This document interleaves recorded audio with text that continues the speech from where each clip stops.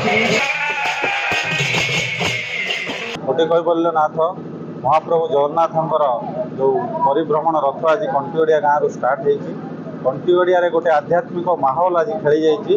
कंटिगड़िया ग्रामवासी समस्ते निरामिष भक्षण आज करुँच छाड़ी समस्ते आध्यात्मिक चिंताधारा रही आज जो रथ को प्रथम शुभारंभ कर प्रथम आम कंटिगड़िया ग्रामवासी को धन्यवाद देवी। समस्ते जगन्नाथ प्रेमी ये आसी पहुँची आमर जो आरंभ हो रथ एठू तेणु आम चेष्टा करुचु आज दिन सारा कंटिगड़िया ग्राम पंचायत सारा समस्त संकीर्तन मंडली और लोक मान सहित बुली पाख ग्राम पाइकरापुर और पिपलडीह भी आज शेष करने चिंता करूँ। तेणु समस्त को अनुरोध करुच्ची जी भी अच्छा मीडिया बंधु मैंने अन्य मैंने यही आमर जगन्नाथ परिक्रमा को साफल्य मंडित करने समस्ते रही टिके समस्ते सहयोग कले भल हम।